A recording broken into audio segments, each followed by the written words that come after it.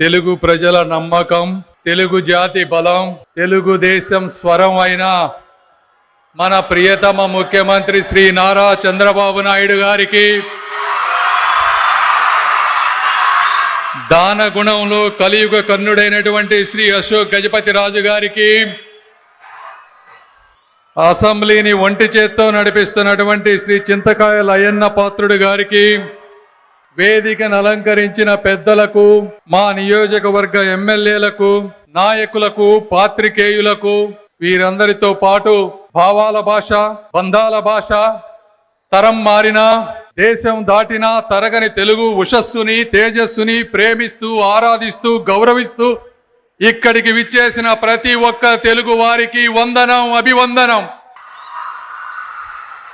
శతాబ్దాల ఘన చరిత్ర కలిగిన తెలుగు భాషాభిమానులు ఒక చోట చేరిన ఈ అపూర్వమైన, ఆనందమైన, అద్వితీయమైన వేడుక ఈ ప్రపంచ మహాసభలు.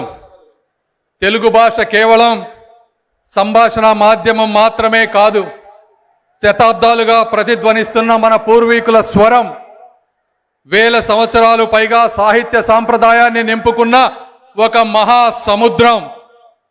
అన్నమాచార్యుల కీర్తనల నుండి శ్రీ విప్లవ కవిత్వం వరకు, నన్న మహాభారతం నుండి విశ్వనాథ సత్యనారాయణ ఆధునిక సాహిత్యం వరకు తెలుగు ప్రపంచానికి విజ్ఞానాన్ని, వినోదాన్ని, విప్లవ స్ఫూర్తిని అందించినటువంటి భాష ఈ తెలుగు భాష. కూచిపూడి నృత్యం నుండి శాస్త్రీయ కళలను, మన సాంప్రదాయ సంగీత రూపాలను, మన తాత్విక గ్రంథాలను తెలుసుకోవటం కోసం ఈ తెలుగు ఎప్పుడు తలుపులు తెరిచి ఉంచుతుంది. తెలుగు నేర్చుకోవడం ద్వారా మనల్ని మన మూలాలతో కలుపుతుంది, తరతరాల మధ్య కుటుంబ బంధాలను బలపరుస్తుంది. ఒకప్పుడు వెంకయ్యనాయుడు గారు చెప్పినట్టు, నాన్న అనే పదంలో ఉండే నమ్మకం, గురువు అనే పదంలో ఉండే గౌరవం, దేశం అనే పదంలో ఉండే ధైర్యం ఒక్క తెలుగు భాషలోనే వస్తుంది అని మీ అందరికీ నేను తెలియజేస్తా ఉన్నాను. తెలుగు నేర్చుకున్న పిల్లలు రీసెర్చ్లో చూస్తే వారికి విషయ పరిజ్ఞానం కానీ, జ్ఞాపక శక్తి కానీ, సృజనాత్మకత కానీ చాలా ఎక్కువగా పొంది ఉంటారు. నేను కూడా 25 సంవత్సరాలు అమెరికాలో ఉన్నా ఈరోజు మీ అందరితో కలిసి ఉన్నాను అంటే దానికి కారణం తెలుగు భాష, ఆ భాషపై ఉన్నటువంటి మమకారం, ఆ భాష మీద ఉన్నటువంటి పట్టు అని మీ అందరికీ నేను తెలియజేస్తా ఉన్నాను. చిన్నప్పుడు మా తల్లిదండ్రులు మాకు గోరు ముద్దలు తినిపించేటప్పుడు చందమామ కథలు, సామెతలు చెప్పి పెంచారు. ఈ రోజుల్లో లాగా సెల్ ఫోన్లు పెట్టి పెంచలేదు కాబట్టే ఈరోజు మీ అందరి ముందు నేను మాట్లాడగలుగుతున్నానని కూడా తెలియజేస్తా ఉన్నాను. ఇవన్నీ ఎందుకంటే ఈరోజు పిల్లలకి తెలుగు చదవటం, మాట్లాడటం, రాయటం, అదేవిధంగా సొంత భాషపై గర్వం లేకపోవటం ప్రధాన సమస్యలుగా ఉన్నాయి. భాష చనిపోతే సంస్కృతి చనిపోతుంది, సంస్కృతి చనిపోతే మనకి గుర్తింపు మాయమవుతుంది అని కూడా మీరు అందరూ తెలుసుకోవాలి. ఇంగ్లీష్ నేర్చుకోవడం తప్పు కాదు, కానీ తెలుగు మర్చిపోవటం మాత్రం తప్పే. మనకి 2 కళ్ళు ఎలా ఉన్నాయో 2 భాషలు కూడా ముఖ్యమని అందరూ తెలుసుకోవాలి. దీనిని పరిరక్షించడానికి, వ్యాప్తి చెందించడానికి అందరం కృషి చేయాల్సినటువంటి పరిస్థితి ఉంది. అందరం ఇంట్లో తెలుగులో మాట్లాడాలి. నేను కూడా అమెరికాలో ఉన్న మా పిల్లలతో ఎప్పుడు తెలుగులోనే మాట్లాడతాం. ఎందుకంటే తల్లిదండ్రులే మొట్టమొదటి గురువులు పిల్లలకని తెలుసుకోవాలి. తెలుగు కథలు, తెలుగు సామెతలు చెప్పాలి, తెలుగు పాటలు వినిపించాలి. మన భాష విలువను, చరిత్రను, గొప్పదనాన్ని ప్రతి ఒక్కరికి తెలియజేయాలి. అదేవిధంగా ప్రభుత్వాలతో తెలుగు సాహితీ సంఘాలను, గ్రంథాలయాలను మరియు సాంస్కృతిక కార్యక్రమాలను మనం అందరూ కూడా మద్దతు ఇవ్వాలి.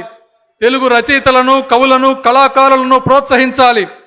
ఈరోజు గౌరవ ముఖ్యమంత్రి గారు ప్రతి ప్రభుత్వ కార్యాలయంలో తెలుగు భాషని ముఖ్యంగా చేసినటువంటి గొప్ప వ్యక్తి నారా చంద్రబాబు నాయుడు గారు. అదేవిధంగా తెలుగు భాషను ప్రోత్సహించడానికి 10 కోట్ల రూపాయల బడ్జెట్లో కూడా ప్రవేశపెట్టినటువంటి గౌరవ ముఖ్యమంత్రి శ్రీ నారా చంద్రబాబు నాయుడు గారు. వీటన్నిటికంటే ముఖ్యంగా తెలుగు వారి ఆత్మ గౌరవం, స్వరాన్ని వినిపించిన మన తెలుగునాటి వటవృక్షం అన్న నందమూరి తారక రామారావు గారు. ఆఖరిగా ఈరోజు తెలుగు భాష తగ్గిపోవటానికి కారణం ఇంగ్లీష్ కీబోర్డ్స్, కంప్యూటర్ యుగం రావటం. అయితే ఇందులో అందరం కలిసి స్కూల్స్లో కానీ కంప్యూటర్స్లో కానీ తెలుగు మీద ఒక ఉద్యమం లాగా చేస్తే తప్పించి తెలుగుని బ్రతికించడం కష్టమైపోతుంది.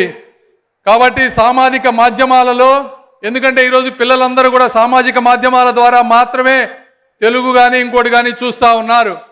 ఆ సామాజిక మాధ్యమాలలో గౌరవప్రదమైనటువంటి భాష తెలుగు భాష వ్యాప్తి చెందే విధంగా ప్రతి ఒక్కరూ కృషి చేస్తేనే తెలుగు భాష నిలబడుతుంది అని తెలియజేసుకుంటూ, ఆఖరిగా తెలుగు జాతి, తెలుగు భాష, తెలుగు ధనం, తెలుగు పరిమళం, తెలుగు వైభవం యుగయుగాలుగా వెలుగొందాలని మనస్ఫూర్తిగా కోరుకుంటూ, దానికి నా వంతు కృషి చేస్తానని తెలియజేసుకుంటూ, తెలుగు భాషని పరిరక్షిస్తున్నటువంటి ఎందరో మహానుభావులందరికీ వందనాలు తెలుపుకుంటూ, మీ అందరికీ కృతజ్ఞతలు తెలుపుకుంటూ సెలవు తీసుకుంటున్నాను. జై భారత్, జై తెలుగు.